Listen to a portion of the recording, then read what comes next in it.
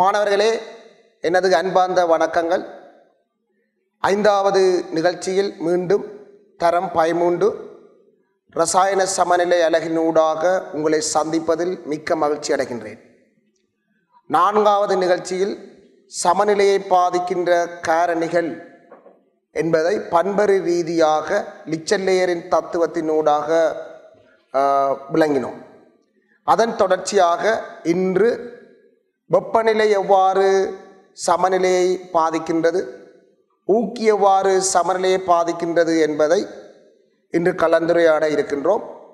அந்த வகையில் சமநிலையை பாதிக்கின்ற காரணிகள் என்ற வகையில் போன வகுப்பில் செறிவு எவ்வாறு சமநிலையை பாதிக்கின்றது, சமநிலை கூறுகளின் செறிவை அதிகரிக்கும் பொழுது சமநிலை அச்செறிவை குறைக்கும் முகமாக எந்த திசையில் தாக்கம் நகர்ந்து மீண்டும் சமநிலையை உருவாக்கினது பற்றி நாங்கள் மிக தெளிவாக போன நிகழ்ச்சியில் நாங்கள் கலந்துரையாடினோம். ரைட். வெப்பவியல் ரீதியில் நடுநிலையான தாக்கம் தவிர்ந்த, அதாவது அகவெப்ப தாக்கம் புறவெப்ப தாக்கம் போன்ற சமநிலை தாக்கங்களில், அகவெப்ப தாக்கம் புறவெப்ப தாக்கம் சமநிலை தாக்கங்களில் வெப்பநிலை எவ்வாறு செல்வாக்கு செலுத்துகின்றது என்பதை பற்றி நாங்கள் இப்போது கலந்துரையாட இருக்கின்றோம். அகவெப்ப தாக்கமாக இருந்தால் தொகுதியின் வெப்பநிலை அதிகரிக்கும் பொழுது தொகுதியின் வெப்பநிலையை குறைப்பதற்காக சமநிலை எந்த திசையில் நகர வேண்டும். புறவெப்ப தாக்கமாக இருந்தால் வெப்பநிலை அதிகரிக்கும் பொழுது சமநிலை எந்த திசையில் நகர்ந்து அந்த வெப்பநிலை எனப்படுகின்ற அழுத்தத்திலிருந்து விடுபட போகின்றது. ஆனால் வெப்பநிலை இரசாயன இயக்கவியலில் அகவெப்ப தாக்கத்தையும் புறவெப்ப தாக்க வீதத்தையும் அதிகரிக்கும் என்பதை நீங்கள் இரசாயன இயக்கவியல் பாடத்தில் கற்றீர்கள். அப்போ முத்தாக்க வீதமாக இருந்தாலும் பித்தாக்க வீதமாக இருந்தாலும் வெப்பநிலை என்னும் காரணி தாக்க வீதத்தை கூட்டும். அதாவது வெப்பநிலை அதிகரிக்கும் பொழுது முத்தாக்க வீதமும் அதிகரிக்கும், பித்தாக்க வீதமும் அதிகரிக்கும். வெப்பநிலை குறைக்கும் பொழுது முத்தாக்க வீதமும் குறையும், பித்தாக்க வீதமும் குறையும். அப்போ முத்தாக்க வீதமும் பித்தாக்க வீதமும் அதிகரிக்கும் பொழுது வெப்பநிலை அதிகரிக்க இந்த சமநிலை கூறுகள் என்ற செறிவுகளில் மாற்றத்தை ஏற்படுத்த போது அதனால சமநிலை மாறிலியின் பெருமானத்திலையும் மாற்றம் ஏற்பட போகுது. நாங்கள் ஏற்கனவே கதைச்சினாங்கள், சமநிலை மாறிலியின் பெருமானம் வெப்பநிலையில் தங்கியுள்ள ஒரு பெருமானம். வெப்பவியல் ரீதியில் நடுநிலையான தாக்கம் தவிர்ந்த ஏனைய இரசாயன தாக்கங்களில் வெப்பநிலை சமநிலையின் பெருமானத்தில் மாற்றத்தை ஏற்படுத்தும். அகவெப்ப தாக்கமெனின் வெப்பம் உள்ளடக்கப்படுற தாக்கம் என்று உங்களுக்கு தெரியும். புறவெப்ப தாக்கம் என்றால் வெப்பம் வெளிவிடப்படுகின்ற தாக்கம் என்று உங்களுக்கு தெரியும். அப்ப அகவெப்ப தாக்கமெனின் வெப்பம் உள்ளடக்கப்படுவதாக கருதி வெப்பத்தையும் ஒரு தாக்கி போல கருதுவீங்களாக இருந்தால், ஆனால் தாக்கி அல்ல, தாக்கி போல கருதுவீங்களாக இருந்தால் தொகுதியின் வெப்பநிலையை அதிகரிக்கும் பொழுது தொகுதியின் வெப்பநிலையை குறைக்கும் முகமாக, அதாவது தொகுதியின் வெப்பநிலை அதிகரிக்கும் பொழுது வெப்பநிலை என்னும் அழுத்தத்திலிருந்து விடுபட சமநிலை முன்னோக்கி நகரும். சமநிலை என்ன செய்யும்? முன்னோக்கி நகரும். அதேபோல் புறவெப்ப தாக்கமாக இருந்தால் வெப்பம் வெளிவிடப்படுவதாக கருதுவீங்களாக இருந்தால், புறவெப்ப தாக்கமாக இருந்தால் வெப்பம் வெளிவிடப்படுவதாக கருதுவீங்களாக இருந்தால், வெப்பத்தை ஒரு விளைவு மாதிரி யோசிப்பீங்களாக இருந்தால், வெப்பத்தை நீங்கள் விளைவு மாதிரி யோசிப்பீங்களாக இருந்தால், வெப்பத்தை அதிகரிக்கும் பொழுது, அதாவது தொகுதியின் வெப்பநிலையை அதிகரிக்கும் பொழுது வெப்பநிலை எனப்படுகின்ற அழுத்தத்திலே இருந்து சமநிலை விடுபட பித்தாக்கத்தை சாதகமாகும். ஆனால் பிழையா யோசிக்க கூடாது. வெப்பநிலை அதிகரிக்கும் பொழுது புறவெப்ப தாக்கத்தில் பித்தாக்க வீதம் அதிகரிக்கின்றது, முத்தாக்க வீதம் குறைகின்றது என்று பிழையாக யோசிக்க கூடாது. வெப்பநிலை அதிகரிக்கும் பொழுது புறவெப்ப தாக்கமாக இருந்தாலும் சரி, அகவெப்ப தாக்கமாக இருந்தாலும் சரி, தாக்க வீதம் அதிகரிக்கும். புறவெப்ப தாக்க பக்கமான தாக்க வீதமாக இருந்தாலும் சரி, அகவெப்ப தாக்க பக்கமான தாக்க வீதமாக இருந்தாலும் சரி, வெப்பநிலை அதிகரிக்கும் பொழுது தாக்க வீதம் அதிகரிக்கும். அதேபோல் வெப்பநிலை குறையும் பொழுது தாக்க வீதம் குறைவடையும். ஆனா இங்கு கருதப்படுகிறது தேறிய தாக்க வீதம், நிகர தாக்க வீதம். முத்தாக்க வீதம் அதிகரிக்கும் பொழுது பித்தாக்க வீதம் அதிகரிக்குது. பித்தாக்க வீதம் அதிகரிப்பை விட முத்தாக்க வீத அதிகரிப்பு உயர்வாக இருந்தால் தேறிய தாக்கம் எந்த பக்கமா நகருது? முத்தாக்கம். முத்தாக்க வீதமும் அதிகரிக்குது, பித்தாக்க வீதமும் அதிகரிக்குது. முத்தாக்க வீத அதிகரிப்பை விட பித்தாக்க வீத அதிகரிப்பு உயர்வாக இருந்தால் நிகர தாக்கம் எந்த பக்கமா நகருது? பித்தாக்கம். அந்த வியூல தான் நீங்கள் யோசிக்க வேண்டும். வெப்பநிலை குறைவடையும் பொழுது முத்தாக்க வீதமும் குறைவடையும், பித்தாக்க வீதமும் குறைவடையும். எது ஆக அதிக அளவில் குறைவடைகிறது என்பது சார்பாக யோசிப்பீங்களாக இருந்தால் உங்களுக்கு தெளிவாக விளங்கும். சரிதானே பிள்ளைகளே? ஆகவே ஏகமா பி எனப்படுகின்ற தாக்கி ஈகமா எஃப் எனப்படுகின்ற விளைவை உருவாக்கும் பொழுது இந்த தாக்கத்தை நீங்கள் அகவெப்ப தாக்கமாக கருதுவீங்களாக இருந்தால் தாக்கம் உள்ளெடுக்கப்படுவதாக கருத போறீங்கள். அவை தாக்கம் உள்ளெடுக்கப்படுகின்ற இந்த தாக்கத்தில் வெப்பநிலையை நீங்கள் கூட்டுவீங்களாக இருந்தால் முத்தாக்கத்தை சாதகமாக்கி வெப்பநிலை எனப்படுகின்ற அழுத்தத்திலிருந்து விடுபட போது வெப்பநிலையை குறைப்பீங்களாக இருந்தால் அந்த வெப்பநிலை அழுத்தத்திலிருந்து விடுபட பித்தாக்கம் சாதகமாக்கப்பட போகிறது. அதே மாதிரி புறவெப்ப தாக்கமாக இருந்தாலும் வெப்பநிலையை கூட்டினால் பித்தாக்கம் சாதகமாக்கப்படும், வெப்பநிலையை குறைத்தால் முத்தாக்கம் சாதகமாக்கப்படும். சரி, அப்ப இதுல இருந்து உங்களுக்கு விளங்கினது என்னன்னு சொன்னால், வெப்பநிலை அதிகரிக்கும் பொழுது அதிகரிக்கிற டைம்ல நிகர தாக்கம் எந்த பக்கமாக இருக்குது, வெப்பநிலையை குறைக்கும் பொழுது நிகர தாக்கம் எந்த பக்கமாக இருக்குது. வெப்பநிலையை குறைக்கும் பொழுது முத்தாக்க வீதமும் குறையும், பித்தாக்க வீதமும் குறையும். ஆனா நிகர தாக்கம் எந்த பக்கமாக இருக்கின்றது? வெப்பநிலையை கூட்டும் பொழுது முத்தாக்க வீதமும் கூடும், பித்தாக்க வீதமும் கூடும். ஆனா நிகர தாக்கம் எந்த பக்கமாக இருக்கிறது? ஆகவே வெப்பநிலையை அதிகரிக்கும் பொழுது நிகர தாக்கம் எந்த பக்கமாக சாதகமாக்கப்படும் என்று சொன்னால் அகவெப்ப தாக்க பக்கமாக. எந்த பக்கமாக அகவெப்ப தாக்கமாக இருக்குதோ அந்த பக்கமாகத்தான் நிகர தாக்கம் சாதகமாக்கப்படும். என்றால் அகவெப்ப தாக்கத்துல தான் வெப்பத்தை உறிஞ்ச போது, வெப்பத்தை உறிஞ்சுவது மூலம் வெப்பநிலை குறைய போகுது தொகுதியிட்ட. புறவெப்ப தாக்கமாக இருந்தால் வெப்பநிலையை குறைக்கும் பொழுது நிகர தாக்க சமநிலை எந்த பக்கமா நகரப்போது? நிகர தாக்கம் எந்த பக்கமா நகரப்போது? வெப்பநிலையை குறைக்கும் பொழுது வெப்பநிலை எனப்படுகின்ற அழுத்தத்திலிருந்து விடுபட புறவெப்ப தாக்க பக்கம் எந்த பக்கமோ அந்த பக்கமாக நிகர தாக்கம் அமையும்.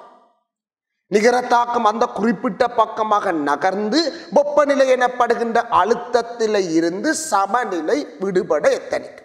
ஆனால் வெப்பநிலையை மாற்றும் பொழுது புறவெப்ப தாக்கமாக இருந்தாலும் சரி, அகவெப்ப தாக்கமாக இருந்தாலும் சரி, சமநிலை மாறிலி மாற்றம் அடையும். விளங்குதானே?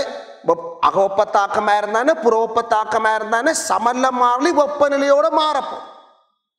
ஆனால் ஒரு தாக்கத்தில், ஒரு சமநிலை தாக்கத்தில் இந்த குறிப்பிட்ட சமநிலை தாக்கம் புறவெப்ப தாக்கமா அகவெப்ப தாக்கமா என்று கூறுறது முத்தாக்கம் எந்த வகையான தாக்க வகையை சேர்ந்ததோ அந்த தாக்கம் அடிப்படையில தான் தாக்கத்தை குறிப்பிடுவோம்.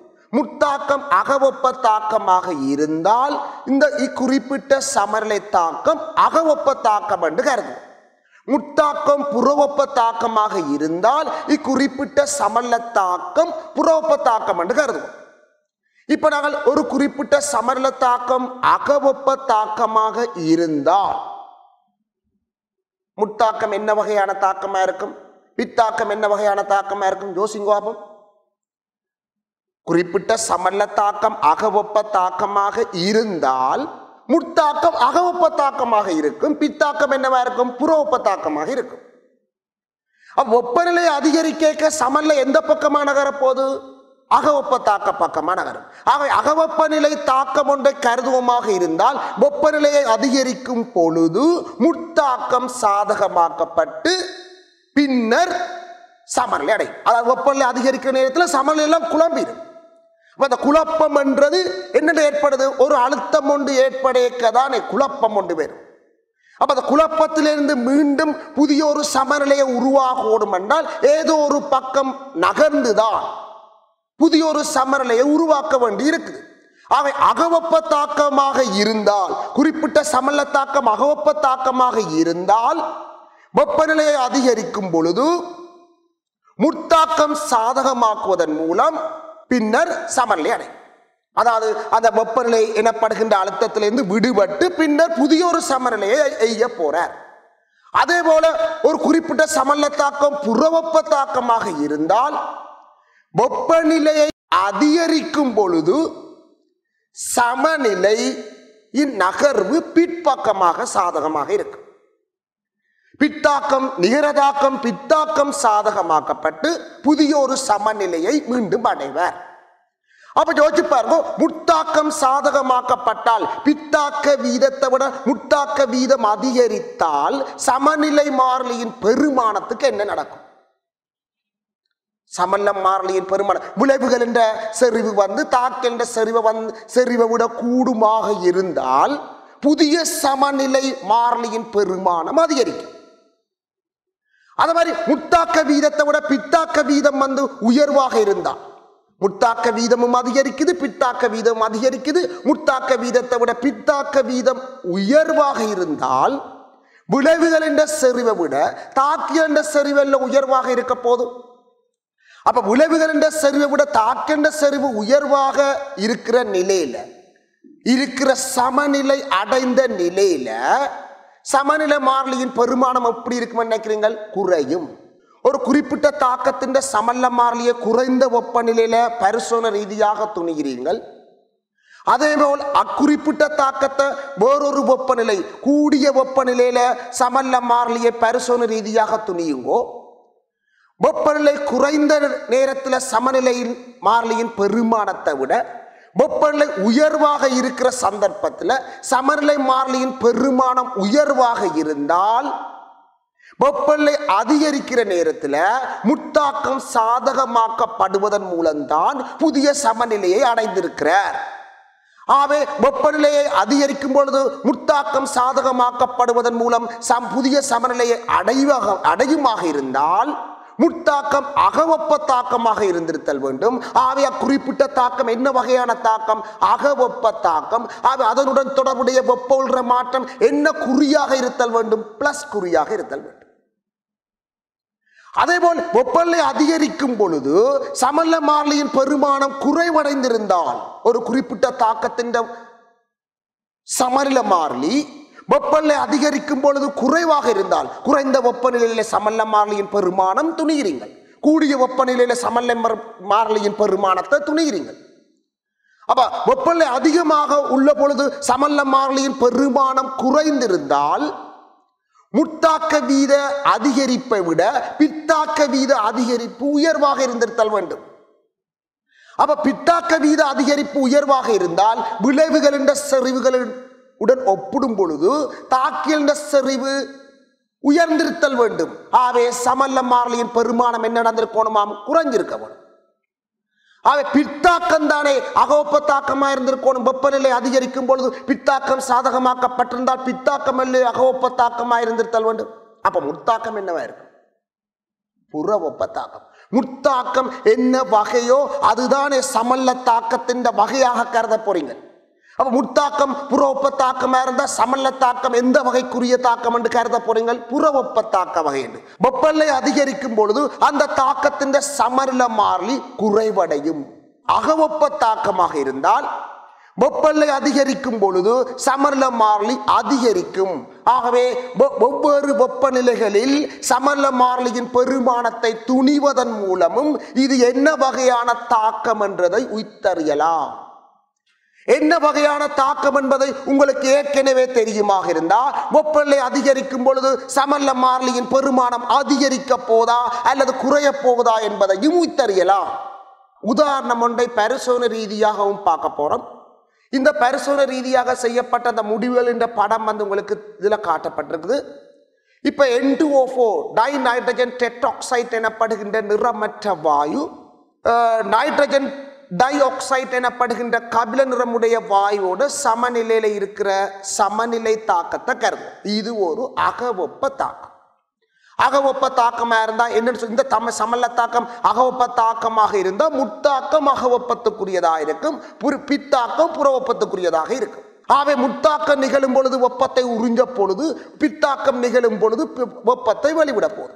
அப்ப யோசிச்சு பார்ப்பது தெளிவாக பண்பறு ரீதியாக தெளிவாக சமநிலையில் வெப்பநிலை எவ்வாறு செல்வாக்கு செலுத்துகின்றது என்பதை பண்பறு ரீதியாக இலகுவாக விளங்கிக் கொள்ள முடியும் இந்த உதாரணத்தின் மூலம். இப்ப தொகுதியின் வெப்பநிலையை அதிகரிக்கும் பொழுது ரசாயன தாக்கம் சமநிலை தாக்கம் வெப்பத்தை உறிஞ்சி அந்த வெப்பநிலை எனப்படுகின்ற அழுத்தத்திலிருந்து விடுபடணும் சொன்னால் வெப்பநிலை அதிகரிக்கும் பொழுது இந்த ரசாயன தாக்கத்தில் முத்தாக்கம் சாதகமாக்கப்பட்டிருக்க வேண்டும். முத்தாக்கம் சாதகமாக்கப்பட்டிருந்தால் NO2 செறிவு அதிகரிக்குது. NO2 தானே விளைவு. NO2 செறிவு அதிகரிக்க நிறச்செறிவு அதிகரிக்க. அதே மாதிரி வெப்பநிலையை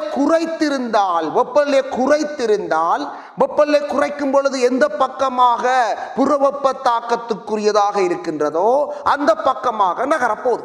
பித்தாக்கம் தானே புறவெப்ப தாக்கத்துக்குரியது. ஆக வெப்பநிலையை குறைக்கும் பொழுது பித்தாக்க பக்கமாக நிகர தாக்கம் அமைகிறதால சமநிலை மாறிலியின் பெருமானம் குறைய போது அதே நேரத்தில் N2O4 செறிவு அதிகரிக்கிறதால NO2 நிறச்செறிவு குறைவடைந்து செல்லப்படும். பாருங்க, இது நாங்கள் சுடுநீர்ல இந்த சமநிலை தொகுதி சுடுநீர்ல காணப்படும் பொழுது நிறச்செறிவை பாருங்க. ஒரு பனிக்கட்டி இடப்பட்ட நீர்ல இடப்படும் பொழுது நிறச்செறிவை பாருங்க. இதை நீங்கள் தெளிவாக இந்த வீடியோவை அவதானிப்பதன் மூலம் நீங்கள் விளங்கிக் கொள்ள முடியும். இப்போது நாங்கள் இந்த வீடியோவுக்கு செல்வோம். அப்ப இந்த வீடியோவை நீங்கள் கவனிப்பீங்களா இருந்தா பாருங்க, 2 முகவேல நீரிடப்பட்டுள்ளது. அப்ப ஒரு நீர் சுடுநீராக பயன்படுத்த போறோம், வெப்பநிலை கூடிய நீராக. மற்ற முகவேல நாங்கள் பனிக்கட்டி இட போறோம். பனிக்கட்டி இடப்படுமாக இருந்தால் அதுல வெப்பநிலை குறைவடைய போதும். சரிதானே? அப்ப நாங்கள் அவதானிப்போம். இதுல தரப்பட்ட சமநிலை தாக்கத்தை கருவிங்களா இருந்தால் NO2 ஆனது N2O4 சமநிலையோட இருக்கிற தாக்கம் இதில் தரப்பட்டிருக்குது. NO2 நிறச்செறிவு நிறம் கபிலம், N2O4 நிறம் இல்லை, நிறத்தால நிறம் இல்லை. ஆகவே நீங்கள் இந்த N2O வார தாக்க திசை அந்த குறிப்பிட்ட திசையை பார்த்தோம்னா இந்த தாக்கத்தில் இதில் குறிப்பிடப்பட்ட தாக்கத்தின் முத்தாக்கத்தை கருதுமாக இருந்தால் முத்தாக்கம் புறவெப்பத்துக்குரியதாக இருக்கும், பித்தாக்கம் அகவெப்பத்துக்குரியதாக இருக்கும். இதை நீங்கள் பரிசோதனை ரீதியாக அவதானிக்கலாம். என்னன்னு சொன்னா உங்களுக்கு தெரியும், NO2 செறிவு அதிகரித்தால் சமநிலை தொகுதியில நிறச்செறிவு அதிகரிக்கணும். NO2 தானே கபில நிறத்துக்கு பொறுப்பாக இருக்க போறவர்.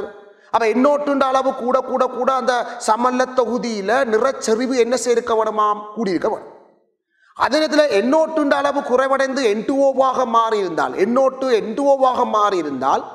NO2 அளவு குறைவடையும் பொழுது நிறச்சரிவு என்ன செய்யணுமாம், குறைஞ்சிருக்கணும். இப்ப யோசிச்சு பாருங்க, இதை ஹாட் வாட்டர்ல வைக்கும் பொழுது, சூடான நீர்ல இந்த சமநிலை தொகுதியை வைக்கும் பொழுது நிறச்சரிவு அதிகரிக்குதா குறையுதான்னு அவதானிக்கிறீங்க. உங்களுக்கு முதலே தெரியும் என்னன்னு சொன்னால், சூடான நீர்ல சமநிலை தொகுதி காணப்படும் பொழுது அகவெப்ப தாக்க பக்கமாக நிகர தாக்கம் அமைய போதும். அப்ப அகவெப்ப தாக்க பக்கமாக நிகர தாக்கம் அமைந்தால் இந்த சூடான நீர்ல நிறச்செறிவு குறைவடைந்திருந்தால் நிறச்செறிவு குறையிற திசையில அகவெப்ப தாக்க பக்கமாக இருந்திருத்தல் வேண்டும். நிறச்செறிவு அதிகரித்திருந்தால் நிறச்செறிவு அதிகரிக்கிற திசையில அகவெப்ப தாக்க பக்கமாக இருந்திருத்தல் வேண்டும். இப்ப இந்த பரிசோதனையில நிறச்செறிவு குறையுதா கூடுதான்னு பாருங்க. நிறச்செறிவு குறையுதா கூடுதான்னு வரும். அதாவது சூடான நீர்ல வைக்கும் பொழுது நிறச்செறிவு குறையுதா கூடுதான்னு பாருங்க. அதே மாதிரி குளிர் நீர்ல வைக்கப்படும் பொழுது நிறச்செறிவு குறையுதா கூடுதான்னு பாருங்க. அந்த அவதானத்தின் அடிப்படையில இந்த சமநிலை தாக்கம் என்ன வகையான தாக்கம் என்றதை நீங்கள் உய்த்தறியலாம். அதே நேரத்தில் வெப்பநிலை வந்து சமநிலையில குழப்பத்தை ஏற்படுதுன்றதை நீங்கள் உய்த்தறியலாம்.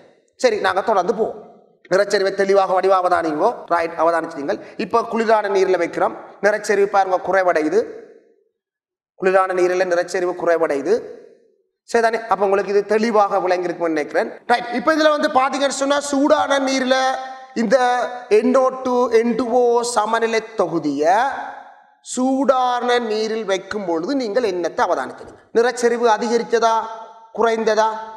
சூடான நீரில் இந்த சமநிலை தொகுதியை வைக்கும் பொழுது NO2 N2O4 சமநிலை தொகுதியை வைக்கும் பொழுது நிறச்சரிவு அதிகரிச்சிருக்கு. அப்ப நிறச்சரிவு அதிகரிச்சிருந்தால் பித்தாக்கம் நிகர தாக்கம் பித்தாக்கமாக இருந்திருத்தல் வேண்டுமா, நிகர தாக்கம் முத்தாக்கமாக இருந்திருத்தல் வேண்டுமா? ரைட், நிறச்சரிவு காரணம் NO2 அப்ப NO2 செறிவு அதிகரித்திருந்தால் பித்தாக்கம் நிகர தாக்கம் இருந்திருத்தல் வேண்டும். அவ பித்தாக்கம் என்ன வகையான தாக்கமாக இருந்திருக்க வேண்டும்? அக வெப்ப தாக்கமாக இருந்திருத்தல் வேண்டும். அவ இதுல குறிப்பிடப்பட்ட தாக்கம் என்ன வகையான தாக்கம்? இந்த ஸ்லைட்ல காட்டப்பட்டிருக்கிற தாக்க வகை என்ன வகையான தாக்கமா இருந்திருக்கும்? பித்தாக்கம் அக வெப்ப தாக்கமா இருந்தா முத்தாக்கம் என்னவா இருந்திருக்க வேண்டும்? புற வெப்ப தாக்கம். சரி, வெப்பநிலையை குறைக்கும் பொழுது லிச்சர்லையின் தத்துவம் என்ன சொன்னது? சமநிலை வெப்பநிலை கூட்டு முகமாக நிகர தாக்கம் அமைய வேண்டும். சமநிலை தொகுதி இந்த வெப்பநிலையை கூட்டுமுகமாக நிகர தாக்கம் அமையணும் என்றா வெப்பத்தை என்ன செய்ய வேண்டும்? வெளிவிட வேண்டும். வெப்பத்தை வெளிவிடுற தாக்கம் என்ன வகையான தாக்கம்? புற வெப்ப தாக்கம். இப்ப வெப்பநிலை குறைத்த தொகுதி, அதாவது குளிர் நீர்ல வந்து இந்த சமநிலை தொகுதியை வைக்க நீங்கள் என்ன அவதானிச்ச? நீங்கள் நிறச்சரிவு குறைந்தது. நிறச்சரிவு குறைஞ்சிருக்கன்னு சொன்னா NO2 அளவு என்ன செய்திருக்க வேணும்? குறைஞ்சிருக்க வேணும்.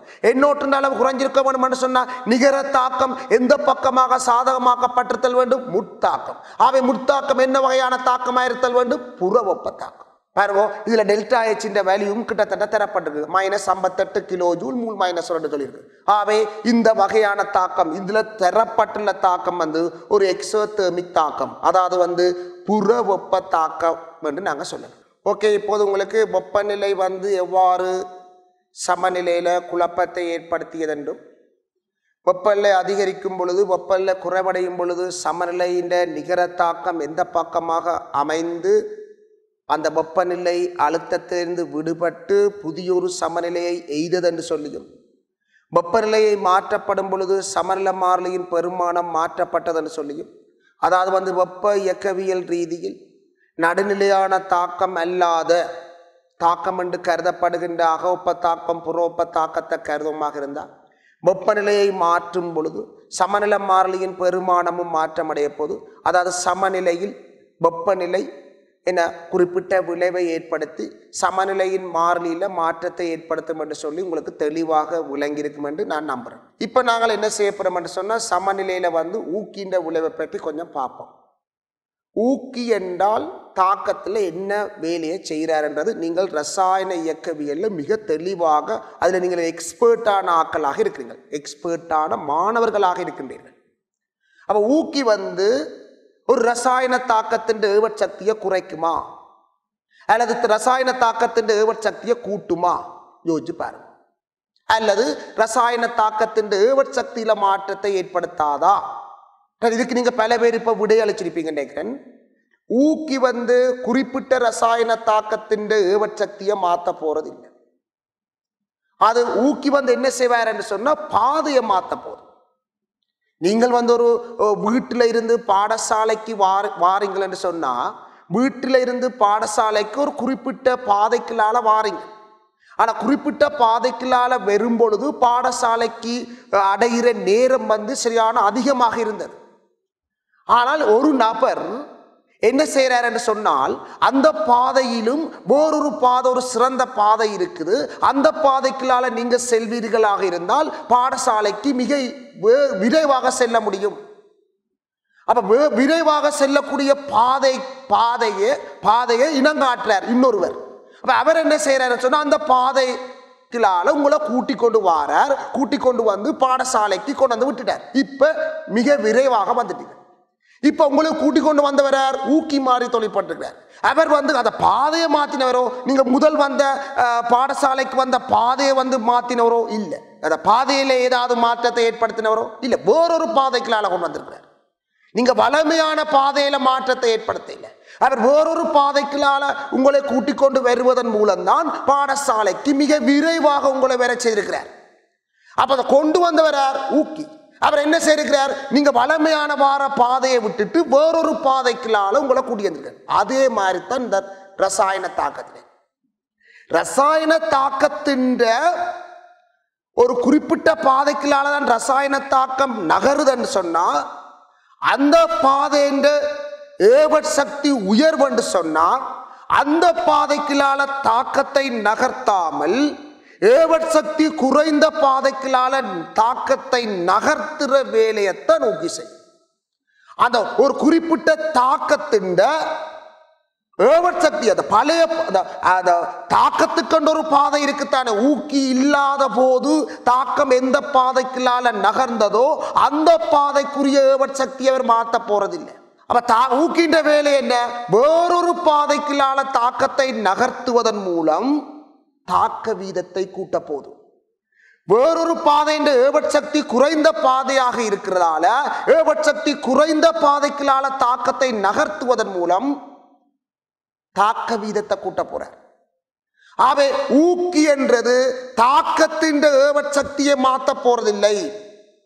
ஊக்கின்ற தொழிற்பாடு என்னவென்று கேட்டால் நீங்கள் விடையளிப்பீர்கள்.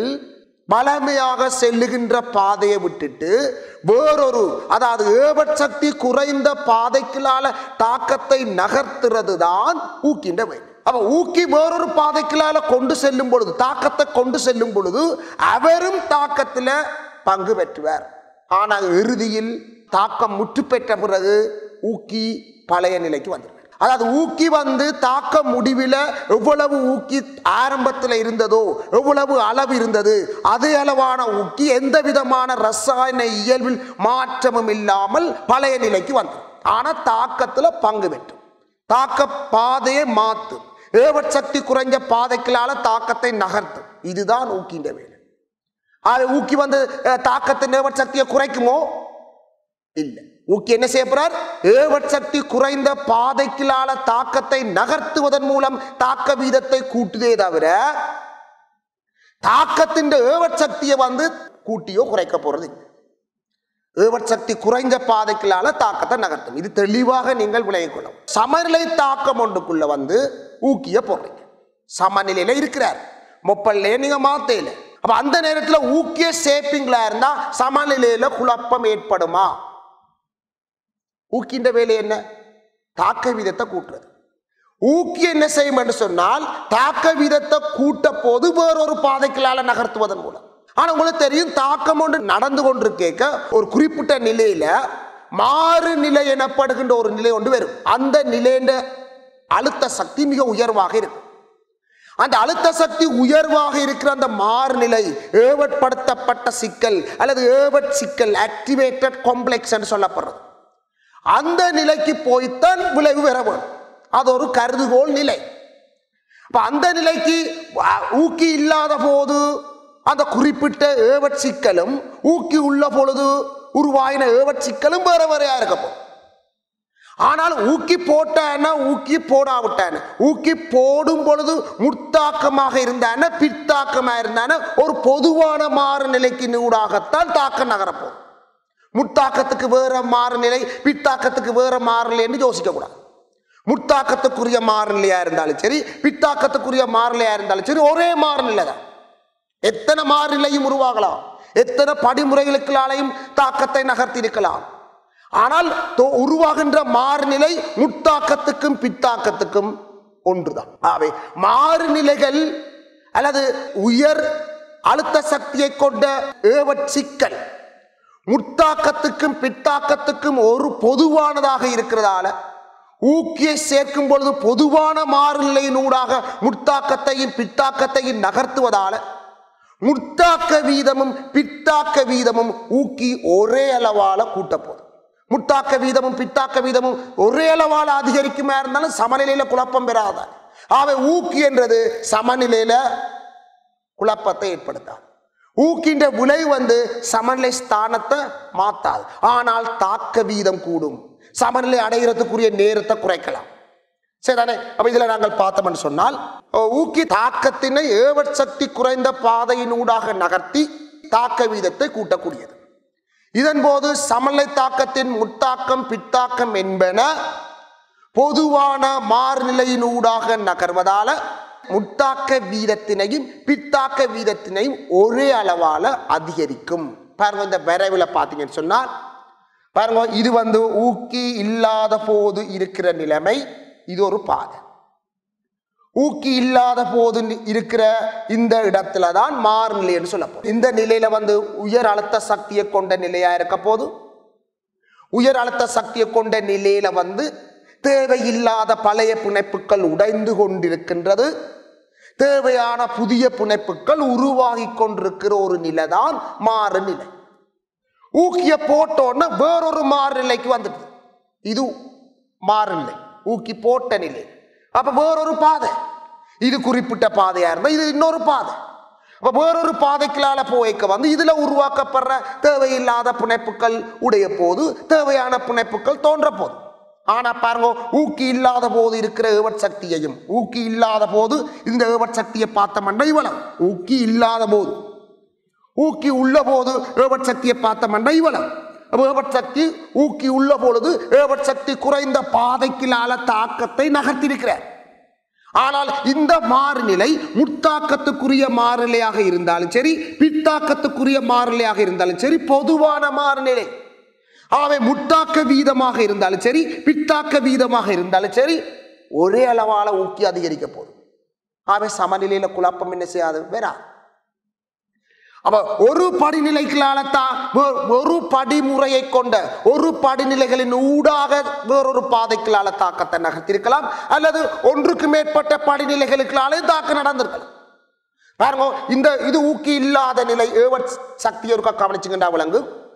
ஊக்கி உள்ள போது பார்த்தீங்கன்னு சொன்னா, ஊக்கி உள்ள போது பாருங்க, ஊக்கி இல்லாத போது ஒரு படிமுறையின் ஊடாக நகர்ந்த தாக்கம், ஊக்கி உள்ள போது 2 படிமுறையினூடாகவும் தாக்கம் நடந்திருக்கலாம்.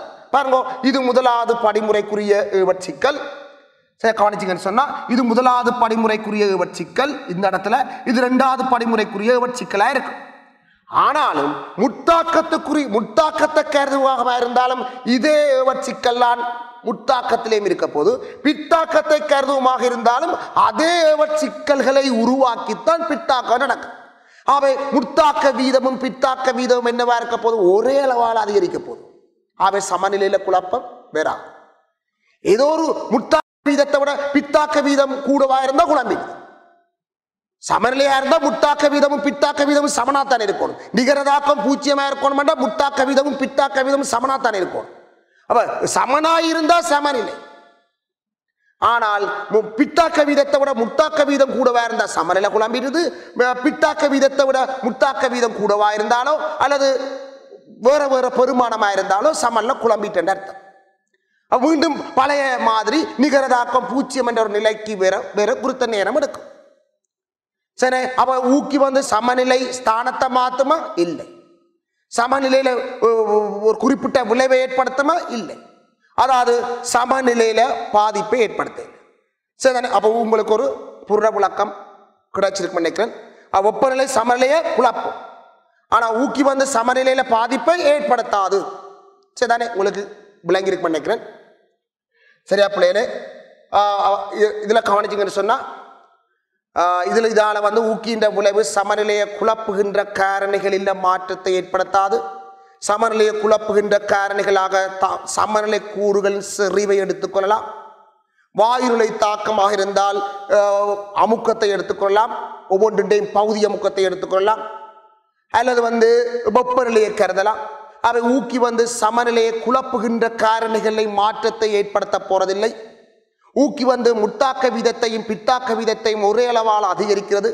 ஆகவே சமநிலையை குழப்புகின்ற ஒரு காரணியாக ஊக்கியை நாங்கள் கருத முடியாது.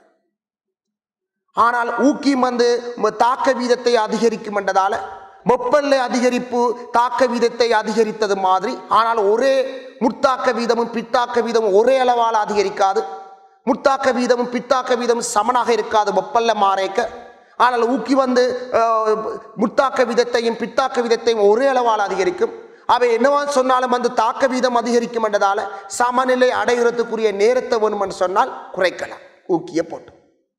ஆனால் வெப்பநிலை கூட்டினோம்னு சொன்னால் சமநிலை அடைகிறதுக்குரிய நேரம் குறையும், அதே நேரத்தில் சமநிலை மாறலியும் மாறுபடும். வெப்ப இயக்கவியல் ரீதியில் நடுநிலையான தாக்கம் தவிர்ந்த தாக்கங்கள், அகவெப்ப தாக்கம், புறவெப்ப தாக்கம். சரி பிள்ளைகளே, உங்களுக்கு இது விளங்கியிருக்குன்னு நினைக்கிறேன். இப்போ இதில் முக்கியமாக நாங்கள் இவ்வளோ நேரம் படித்த விடயங்களை, சில விடயங்களை நாங்கள் மீண்டும் ஒருக்கா நினைவில் கொள்ள வேண்டிய முக்கிய குறிப்புகளை கருதுமாக இருந்தால் சரிதானே. இதில் நீங்கள் கவனிச்சிங்கன்னு சொன்னால் சமநிலை மாறிலி ஒரு குறிப்பிட்ட வெப்பநிலையில் மாறிலியாக இருக்கும். அதாவது ஒரு சமநிலை மாறிலி வெப்பநிலையில் தங்கியுள்ள ஒரு பெருமானம். இது வெப்பவியல் ரீதியில் நடுநிலையான தாக்கம் இல்லாத தாக்கங்களை தான் கருதுகிறோம், அகவெப்ப தாக்கம் அல்லது புறவெப்ப தாக்கம். திரவ தாக்கி இனமாக இருந்தால் சமநிலை மாறிலிக்குரிய சமநிலை மாறிலி, அதாவது சமநிலை விதிக்குரிய கோவை எழுதும் பொழுது செறிவு பொதுவாக மூல் டெசிமீட்டர் -3லையும், அதே மாதிரி வாயு அவத்தையை கருதுமாக இருந்தால் சமநிலை கூறுகள் என்ற செறிவுகளை மூல் per டெசிமீட்டர் கியூப்லையும், அதே மாதிரி அமுக்கத்தை வந்து நாங்கள் பெஸ்கால் அல்லது ஏடிஎம்ல நாங்கள் குறிப்பிட முடியும். அதே நேரத்தில் வந்து கேசிக்கும் கேபிக்கும் உள்ள ஒரு தொடர்பு நாங்கள் கற்றுனாங்கள். கேபி சமன் கேசி ஆர்டி டெல்டா என்னன்னு சொல்லி பார்த்து நாங்கள் டெல்டா என்னன்னு சொல்லப்படுறது வந்து விளைவுகள் என்ற மொத்த பீசமான குணகங்கள்ல இருந்து தாக்கியல் என்ற மொத்த பீசமான குணகங்களை நாங்கள் கழிச்சம் பண்ணா வரப்போது. ஒரு பல்லின சமநிலையை கருதுமாக இருந்தால் தூய திரவங்கள் என்ற செறிவுகளோ, திண்மநிலை சமநில கூறுகள் என்ற செறிவுகளோ, அல்லது கரைப்பாலாக தொழிற்படக்கூடிய சமநில கூறு செறிவோ சமநிலை விதிக்குரிய கோவை அல்லது சமநிலை மாறிலிக்குரிய கோவையில் உள்ளடக்கப்படுவதில்லை. அது நாங்கள் ஏற்கனவே நாங்கள் கதைச்ச விடயங்கள் சரிதானே. அதே போல நியம நிபந்தனைகள் நீங்கள் கருதப்படும் பொழுது, நியம நிபந்தனையை கருதுமாக இருந்தால் சமநிலை மாறிலியை வந்து நாங்கள் ஒரு பரிமாணமற்ற கணியமாக கருதுவோம், அதாவது அலகற்ற கணியமாக கருதுவோம். அலகு அங்கு குறிப்பிடப்படுவதில்லை சரிதானே. அதே நேரத்தில் வந்து சமநிலை மாறலின்ற பெருமானம் எண்ணத்தில் தங்கியிருக்குன்னு சொன்னால் வெப்பநிலையில் தங்கியிருக்கலாம். அதே நேரத்தில் வந்து அந்த குறிப்பிட்ட தாக்கம் வந்து என்ன மாதிரி நீங்கள் சமப்படுத்திருக்கிறீங்க, அதாவது வந்து சமநிலை தாக்கத்தை வந்து எவ்வாறு நீங்கள் சமப்படுத்திருக்கிறீங்களோ அந்த சமப்படுத்தப்பட்டதற்கு ஏற்ப சமநிலை மாறலின்ற பெருமானம் வந்து மாறுபடலாம்.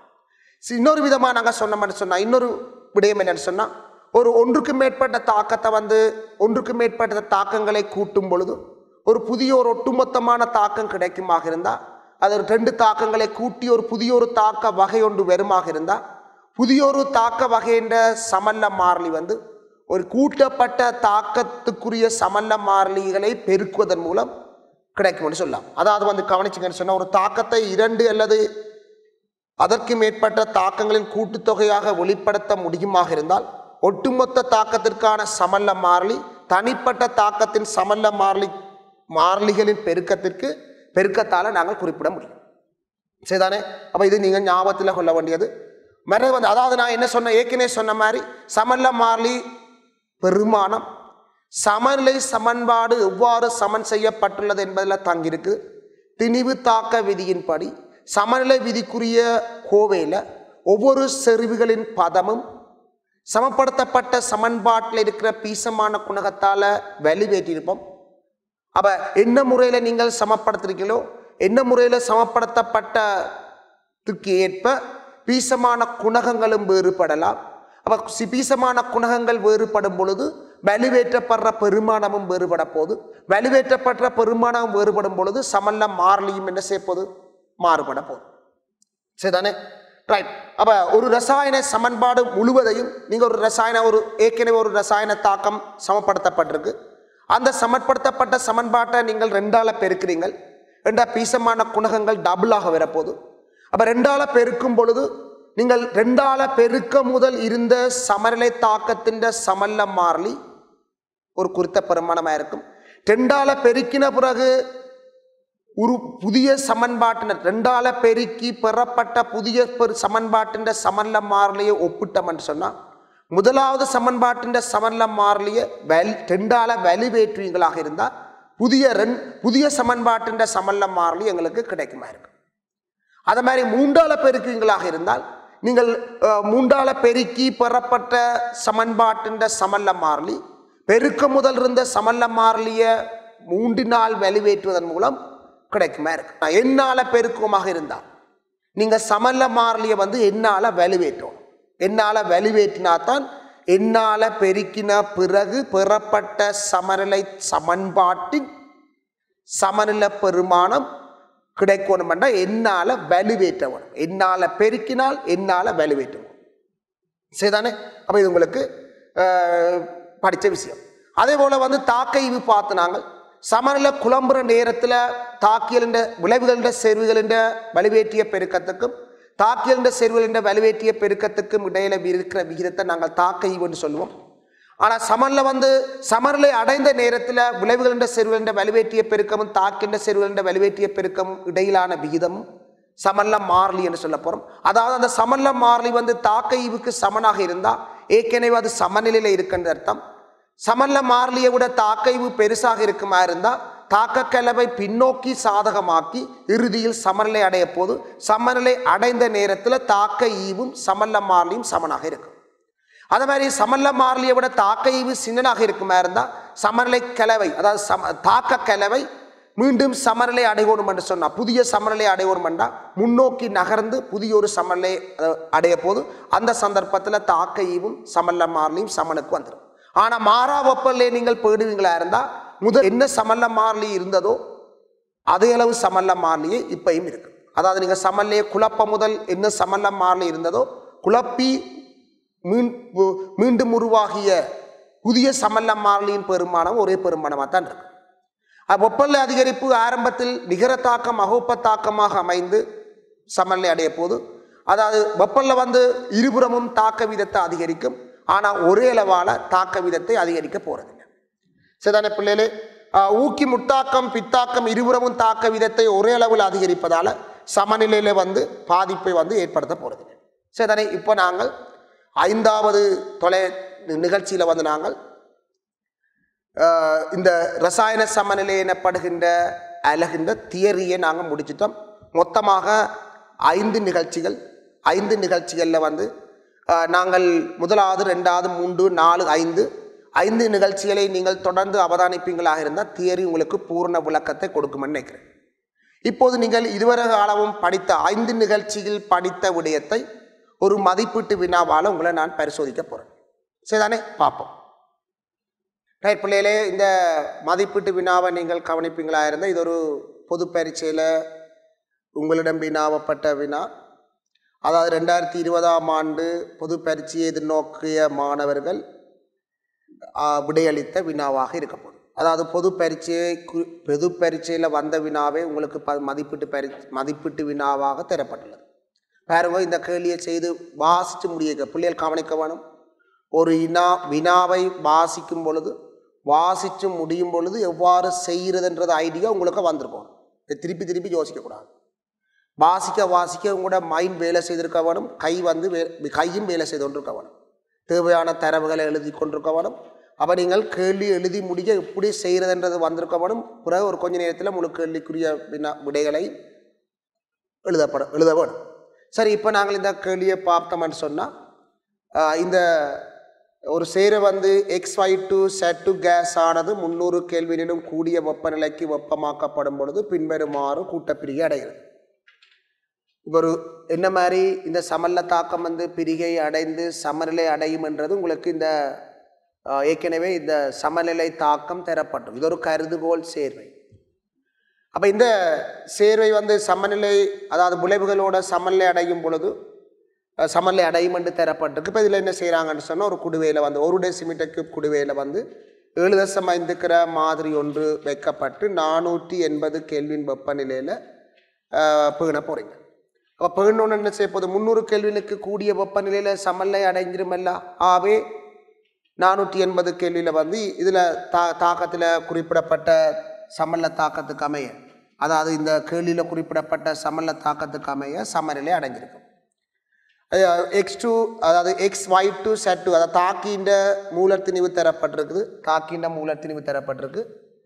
என்ன வெப்பநிலையில் சமநிலை அடைஞ்சிருக்குன்னு தரப்பட்டிருக்கு. RTன்ற பெருமானம் வந்து உங்களுக்கு பெருக்கியே தரப்பட்டிருக்கு. ஏனெண்டா உங்களுக்கு விடையளிக்கிறதை இலகுவாக்குறதுக்காக RTன்ற பெருமானம் உங்களுக்கு தரப்பட்டிருக்கு. சரி, அதனை சமநிலை அடைந்த நேரத்தில் வந்து ஒவ்வொரு சமநிலை வாயு கூறும் லட்சிய வாயுவாக கருத சொல்லி அவங்க ஏற்கனவே உங்களுக்கு ஒரு அறிவுறுத்தல் வழங்கப்பட்டிருக்கு. சரி, இப்போ வினாக்களை பார்த்தோம்னு சொன்னால் கூட்டப்பிரியை அடைய முதல், அதாவது கூட்டப்பிரியை அடையாமல் இருந்தால் கொள்கலத்தில் உள்ள XY2 Z2 கேஸின் மூல எண்ணிக்கை முதலாக கேட்டு பாருங்க. நீங்கள் எப்படி இதுக்கு உண்மையாக ஃபைனல் கேசி காண்றதா? ஃபைனல் இந்த சமன்ல தாக்கத்துக்குரிய கேசி காண போறீங்கன்னு சொன்னால் கேசி காண்றதுக்கு என்னென்ன ஸ்டெப்ஸுக்களால் நீங்கள் போகணுமோ அந்த ஸ்டெப்ஸுகள் தரப்பட்டிருக்கு. அப்புறம் அதுக்குள்ளால தான் நீங்கள் போகணும். அதான் முறை. அப்புறம் இதில் முதலாவது கேள்வி தரப்பட்டிருக்கு என்னென்னு சொன்னால் ஆரம்ப மூல் தரப்பட்டிருக்கு. அதாவது அந்த தொகுதிக்குள்ளே சேர்க்கப்பட்ட மூல எண்ணிக்கை கேட்கப்பட்டிருக்கு. அப்போ மூல எண்ணிக்கை கேட்க இது நீங்கள் ஆன்சர் பண்ணுறது பெரிய வேலை இல்லை. ஏன்னா ஆரம்பத்தில் அந்த குடுவையில் அந்த கொள்கலனில் சேர்க்கப்பட்ட XY2 Z2 கேஸின் திணிவு தரப்பட்டிருக்கு, மூலர் திணிவு தரப்பட்டிருக்குது. அவை மூல் சமன் திணிவுங்கள் மூலர் திணிவு எனப்படுகின்ற ஃபார்முலாவை பயன்படுத்தி இலகுவாக முதலாவது கேள்விக்கு விடையளிச்சிருப்பீங்கள். கவனிக்க வேணும், ஒரு வினாவுக்கு விடையளிக்கணும் என்று சொன்னால் முதலாவது ஈக்குவேஷன் எழுத வேணும், ரெண்டாவது ஈக்குவேஷனில் அலகோட பிரதியிட வேணும், பின்னர் விடையெடுக்க வேணும். இதுதான் முறை. ஆனால் நீங்கள் அலகு பிரதியிடப்படாவிட்டால் அலகுக்குரிய புள்ளிகள் உங்களுக்கு கிடைச்சிருக்காது.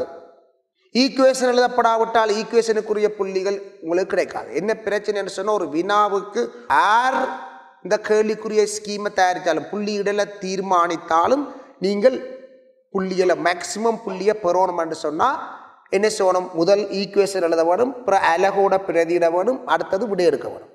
அதை கவனிக்க வேணும். சரிதானே? அப்போ முதலாவது வினா பிரச்சனை இல்லை. அவர் ரெண்டாவது கேள்வியை நீங்கள் பார்த்தீங்கன்னு சொன்னால் தொகுதி 480 கேள்வியில் சமநிலை அடையும் பொழுது அந்த தொகுதியில் காணப்படுற மொத்த வாயு மூல எண்ணிக்கை தரப்பட்டிருக்கு. 7.5 தர 10 மூலன்னு தரப்பட்டிருக்கு. அப்போ தாக்கம் சமநிலை அடைந்த நேரத்தில் அந்த கூறுக்கு தாக்கியலும் இருக்க போது விளைவுகளும் இருக்க போது தாக்கியல் விளைவுகள் என்ற மொத்த மூல் தரப்பட்டிருக்கு. இப்போ சமநிலை அடைந்த நேரத்தில் நிகர தாக்கம் 0 உள்ள நிலையில் தாக்கியல் எவ்வளவு விளைவுகளாக மாறியிருக்குது, தாக்கியல் எத்தனை மூல் தாக்கி விளைவுகளாக மாற்றம் அடைஞ்சிருக்குது என்று நீங்களே தீர்மானிக்க போறீங்க. ஒரு விளைவுகளாக மாற்றம் அடைஞ்ச மூலை A என்று வச்சிருக்கலாம் அல்லது X என்று ஏதோ ஒன்று வச்சிருக்கலாம். அப்போ கேள்வி என்னென்னு கேட்டால் இந்த சமநிலை கலவையில் ஒவ்வொரு சமநிலை கூறுகள் என்ற மூல எண்ணிக்கை கேட்கப்பட்டிருக்கு. சமநிலை கூறுகள் என்ற மூல எண்ணிக்கை கேட்கப்பட்டிருக்கு. சமநிலை கூறுகள் காணப்படுகின்ற தொகுதியின் கனவளவு தரப்பட்டிருக்கு. ஆகவே சமநிலை கூறுகள் என்ற மூல எண்ணிக்கை தெரிந்தால் சமநிலை கூறுகள் என்ற செறிவு உங்களுக்கு தெரியும். ஒவ்வொரு சமநிலை கூறுகள் என்ற செறிவு உங்களுக்கு தெரியுமா இருந்தால் சமநிலை விதிக்குரிய கோவையை எழுதி ஒவ்வொரு கூறுகள் என்ற செறிவை அலகோட பிரதியீடு செய்வீங்களா இருந்தால் கேசி உங்களுக்கு கிடைச்சிருக்கும். அடுத்த பார்த்தீங்கன்னா கேபி கேட்டுருக்கணும். அப்போ கேசி தந்திருக்குது, கேசியை கேட்டுட்டு அடுத்ததாக கேபி கேட்டுருக்குறாங்கன்னா கேபிக்கும் கேசிக்கும் இடையில் இருக்கிற தொடர்பு ஏற்கனவே நாங்கள் பார்த்தனாங்க. ஏன்னா கேபி சமன் கேசிஆர்டி டெல்டா என்னப்படுகின்ற தொடர்பு பார்த்தனாங்க. அந்த சமன்பாடில் பிரதியிட்டோம்னா கூட வந்துடும். ஏன்னா ஆர்டின்ற பெருமானம் அப்படியே 4000 என்று தரப்பட்டிருக்கு தானே. ரைட். அப்போ அப்படி தான் நீங்கள் விடையளிக்க வேணும். பாருங்க, இந்த கேள்வியில் எப்படி இந்த விடையளிக்கிறன்ற இதில் காட்டப்பட்டிருக்கு. முதலாவது ரசாயன தாக்கத்தை எழுதுறீங்க. ஆரம்பத்தில் என்னென்ன அந்த கலவையில் சமநிலை அடைய முதல் அந்த தொகுதிக்குள்ளே தாக்கியை சேர்க்கும் பொழுது எத்தனை முள் தாக்கி அதுக்குள்ளே சேர்த்தமோ அதை நாங்கள் இதில் குறிப்பிடலாம். ரைட். ஆரம்பத்தில் இவர் மட்டும்தான் இருக்க போகுது, இவர் மட்டும்தான் இருக்க போது, இவர் இல்லை, இவர் இல்லை, இவரும் இல்லை. அப்போ ஆரம்பத்தில் இவர் எத்தனை மூல் சேர்க்கப்பட்டன்றதை இதில் எழுத போகிறீங்க. அது ஏற்கனவே முதலாக கேள்வி அதுதான். அப்போ ஆரம்பத்தில் சேர்க்கப்பட்ட அந்த தாக்கின்ற திணிவு தரப்பட்டிருக்குது, அந்த தாக்கின்ற மூலர் திணிவு தரப்பட்டிருக்குது. அப்போ தாக்கின்ற திணிவை மூலர் திணிவால் பிரிப்பீங்களாக இருந்தால் எங்களுக்கு ஆரம்ப மூல் இதில் கண்டிருப்பீங்க. அப்போ ஆரம்ப மூல் நீங்கள் கண்டுட்டீங்கள் என்று சொன்னால் ரைட், ஆரம்ப மூல் உங்களுக்கு தெரிஞ்சிருக்கும். அப்போ என்ன செய்யுங்கள், 7.5 கிராம எங்களுக்கு 150 என கிராம் மூல் -1 பிரிப்பீங்களாக இருந்தால் எங்களுக்கு ஆரம்பத்தில் எங்களுக்கு மூல் கிடைச்சிடும். இப்போ ஆரம்ப மூல் உங்களுக்கு தெரியுமா இருந்தால் இனி இதில் இருந்து எத்தனை மூல் விளைவுகளாக மாறி இருக்கு. அப்போ அதை நாங்கள் விளைவுகளாக மாறின மூல் எண்ணிக்கையை X என்று வைப்போம், அல்லது நீங்கள் விரும்பின மாதிரி வைக்கலாம். அப்போ விளைவுகள் இது தாக்கமடைய போது, தாக்கி என்றால் தாக்கமடைய போது, விளைவுகள் என்றால் தோன்ற போது. தாக்கு இவர் ரெண்டா தாக்கமடைய போகுது. அப்போ நாங்கள் இதில் கவனிச்சிங்களேன்னு சொன்னால் சரிதானே. அப்போ இதில் ரைட். இப்போ இதில் அப்போ எங்களுக்கு ஆரம்ப மூலங்களுக்கு தெரியும். ஆரம்ப மூலங்களுக்கு என்ன தெரியும்? ஆரம்ப மூலங்களுக்கு தெரியுமாக இருந்தால் அவங்களுக்கு ஆரம்ப மூலங்களுக்கு தெரியும். ரைட். இப்போ தாக்கமடைஞ்ச மூலங்களுக்கு தெரிஞ்சு தாக்கமடைஞ்ச மூல ஏ என்று வைப்பீங்களாக இருந்தால் ஏ என்று வைப்பமே ஏ என்று வெப்பமாக இருந்தால் ஆரம்ப மூல இருந்து தாக்கமடைஞ்ச மூல கழிச்சு விட்டீங்கன்னா என்ன வரப்போகுது? சமநிலையில் இந்த தாக்கியல் எத்தனை மூல் இருக்குதுன்றது உங்களுக்கு தெரிஞ்சிடும். அப்போ நாங்கள் இதில் தாக்கமடைஞ்ச மூலை ஏ என்று வைப்போம். சரிதானே. தாக்கமடைஞ்ச மூலை ஏ என்று வைப்போம். இப்போ தாக்கமடைஞ்ச மூளை ஏன்னு வச்சோம்னு சொன்னால் இது என்ன செய்யுது? தாக்கமடையுது. தாக்கமடையக்க அளவு என்ன செய்யும்? குறையும். அப்போ இதை பண்ணோம்னா மைனஸில் ஓடலாம். இது அப்போ அதே மாதிரி இது என்ன செய்ய போகுது?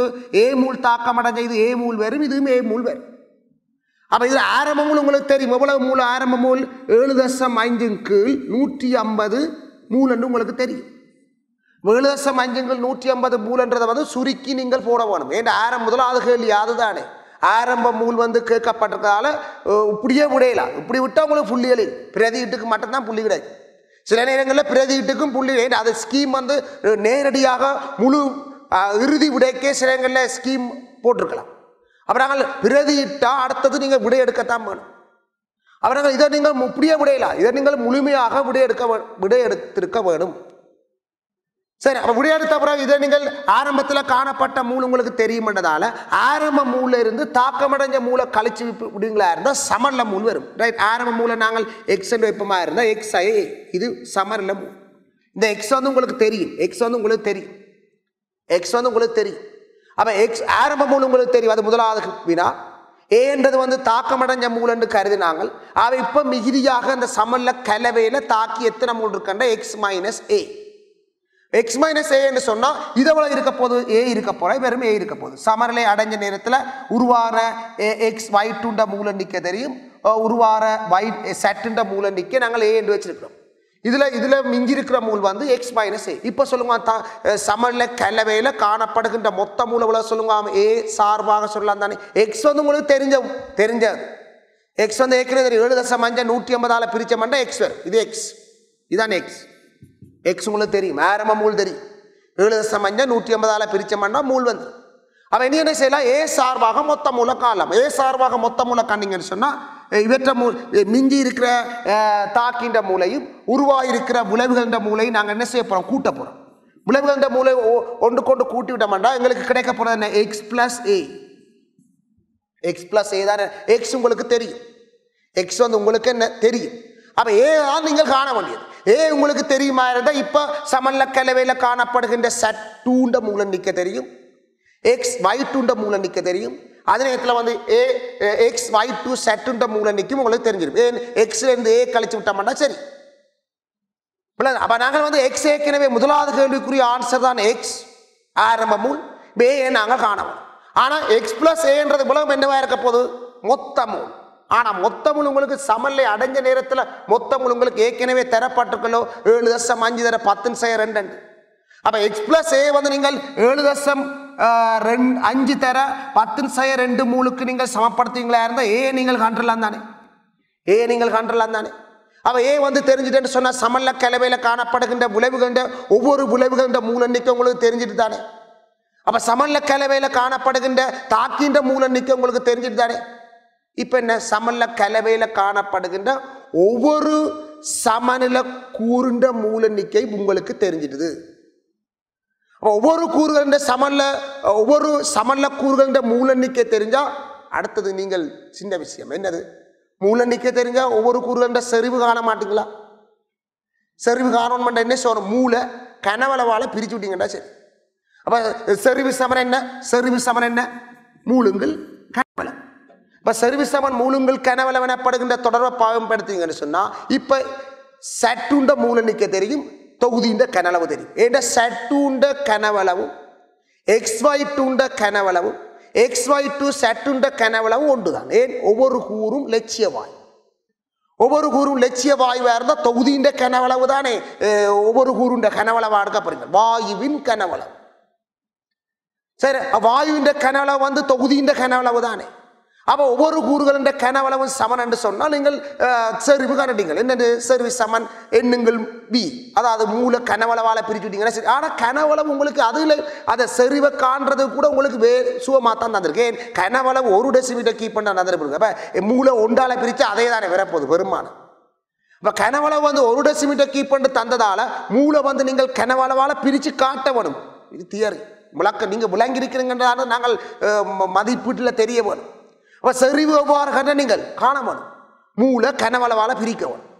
அப்போ மூளை கனவளவால் பிரித்து அந்த முறையை காட்டி விட எடுக்க வேணும். மனதுக்கு செய்யக்கூடாது. மனதுக்கு செய்ததை மனதுக்கு செய்யாத ஆக்களை நாங்கள் வேறுபடுத்தி அறியலாம் இல்லை நீங்கள். அப்போ நீங்கள் என்ன செய்யணும், கனவளவை மூளை கனவளவால் பிரித்து அலகோட பிரித்து செறிவை காண்டிருக்கணும். அப்போ அது ஸ்கீம் வேறுபடலாம். இந்த போன வருடத்துக்குரிய ஸ்கீம் வந்து வேறு, அடுத்த வருடத்துக்குரிய ஸ்கீம் வந்து வேறு. அப்போ ஸ்கீம் வந்து வேறையாக வரப்போகுது. அப்போ நாங்கள் எந்த ஸ்கீமாக இருந்தாலும் முழு புள்ளியை எடுக்க வேணும். ஆக நீங்கள் பிரதியீடு கட்டாயம். சரி, எங்களை இந்த வருடத்தில் வந்து பிரதியீடுக்கு புள்ளி வழங்காவிட்டிருக்கலாம், ஃபைனல் ஆன்சருக்கு புள்ளி வழங்கியிருக்கலாம். ஆனால் அடுத்த வருஷம் அப்படி இல்லை. ஆக நீங்கள் அடுத்த வருடம் நீங்கள் எக்ஸாம் எழுத போறீங்கன்னு சொன்னால் எப்படி ஸ்கீம் இருக்கணும் உங்களுக்கும் தெரியாது, எனக்கும் தெரியாது. ஆக எவர் ஸ்கீம் போட்டாலும் அந்த வினாவுக்கு எவர் வந்து புள்ளியிடலை தீர்மானித்தாலும் நீங்க முழு புள்ளியையும் நீங்கள் பெறணும் என்று சொன்னால் இந்த ப்ரொசீஜர்ல நீங்கள் செய்ய வேணும். அதாவது என்ன, ஈக்குவேஷன், அலகுடன் பிரதியீடு, ஃபைனல் விடை. அப்ப நீங்க என்ன செய்யலாம், அப்ப சரிவை கரண்டிங்க ஒவ்வொரு ஊரண்ட சரிவை நீங்க என்ன செய்யலாம், காணும் பொழுது அலகு போட வேணும். அடுத்த என்ன செய்ய, சமன்ல விதிக்குரிய கோவை எழுதுங்கோ. கேசிக்குரிய கோவை என்ன, விளைவுகள் என்ற சரிவு என்ன, செட்டு ஸ்கொயர் பிராக்கெட்டுக்குள்ள பகுதிய நிலை குறிப்பிடப்பட வேணும் முக்கியமாக. அப்ப நாங்கள் செட்டுண்ட செறிவு, எக்ஸ் ஒய்டுண்ட செறிவு, எக்ஸ் ஒய் டு செட்டுண்ட செறிவை எவ்வாறு நீங்கள் ஃபார்முலாவில் குறிக்கிறீங்களோ அதே மாதிரி குறித்து காட்டவும். ரைட், கவனிங்கன்னு சொன்னா, அப்ப கேசிக்குரிய கோவை எழுத போறீங்கன்னு சொன்னா என்னது, எக்ஸ் ஒய் டு பகுதிய நிலை குறிப்பிடப்பட்டு ஸ்கொயர் பிராக்கெட் பயன்படுத்தும். அதே மாதிரி செட் டு பகுதிய நிலை குறிப்பிடப்பட்டு ஸ்கொயர் பிராக்கெட் பயன்படுத்தும். Over x y to set to பகுதிய நிலைகள் குறிப்பிடப்பட்டு ஸ்கொயர் பிராக்கெட் போடும். இப்போ இதுக்கு மார்க்ஸ் இருக்கு, புறம் என்ன செய்யுங்கள், நீங்க கண்ட சரிவை இதுல ஒவ்வொன்றிலே பிரதிட்டீங்கன்னா என்ன வரப்போகுது, கேசி வந்துட்டு சொன்னா அடுத்தது வந்து என்ன, எங்களுக்கு என்ன, கேபி சமன் கேசி ஆர்டி முழுவதும் டெல்டா என். இப்ப கேசி உங்களுக்கு தெரிஞ்சிடுது, ஆர்டி ஏற்கனவே வினாவில் தரப்பட்டிருக்கு தானே, டெல்டா என் உங்களுக்கு டெல்டா என்ன காண்றதானே. அப்ப டெல்டா என்ன நீங்கள் காண்றதை முதல்ல சுட்டி காட்டணும். டெல்டா என்ன விளைவுகள், அப்ப நீங்க என்ன சொல்ல, டெல்டா என் சமன் என்ன, டெல்டா என் சமன் விளைவுகள் பீசமான குணகங்கள்ல இருந்து தாக்கல் பீசமான குணகத்தை கழித்தா சரி. அப்ப டெல்டா என்ன கண்டு போட்டு இதுல பிரதியீடு சரி. அப்ப நேரடியாக என்ன வரப்போகுது, கேபி. அப்ப கேள்வியின் பேட்டர்ன் வந்து இந்த முறைகளால தான் உங்களை போக சொல்லி எதிர்பார்க்கப்பட்டது. ஆனா வேற முறைகளால போயிருக்கலாம், ஆனா இதுதான் முறை. சரிதானே பிள்ளைகள், இந்த மதிப்பீட்டு வினா உங்களுக்கு விளங்கியிருக்கும் நினைக்கிறேன். மீண்டும் வேறொரு அழகினூடாக உங்களை சந்திக்கும் வரை விடைபெறுகின்றேன்.